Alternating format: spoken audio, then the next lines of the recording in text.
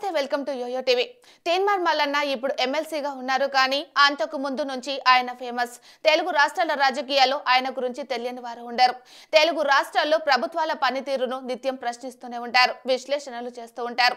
గత బీఆర్ఎస్ ప్రభుత్వంపై తీన్మార్ మల్లన్న చేసిన యుద్ధం అంతా ఇంత కాదు.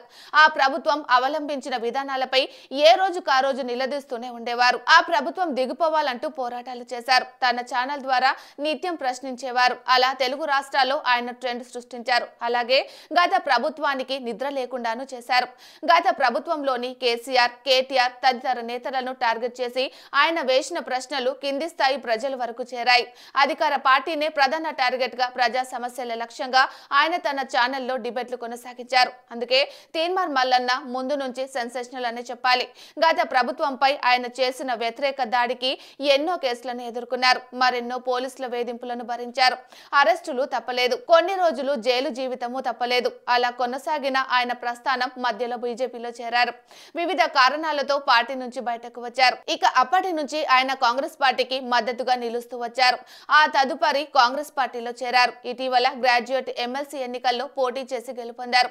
కాంగ్రెస్ పార్టీ మద్దతుతో మండలిలోకి అడుగుపెట్టారు. ఇక అప్పటి నుంచి గత ప్రభుత్వ వైఫల్యాలపై ప్రజల్లోకి తీసుకెళ్తూనే ఉన్నారు. అయితే సంచలనాలకు కేర్ ఆఫ్ అయినా ఎప్పుడు ఏది మాట్లాడినా సెన్సేషనలే అవుతూ ఉంటుంది. ఇటీవల బీసీ సదస్సులో ఆయన చేసిన వ్యాఖ్యలు ఇప్పుడు రాష్ట్ర వ్యాప్తంగా చర్చకు దారితీశాయి. ఆయన చేసిన వ్యాఖ్యల వీడియో సోషల్ మీడియాలో వైరల్ అవుతుంది. ఆ వీడియోలో ఆయన చేసిన వ్యాఖ్యలు ఇలా ఉన్నాయి.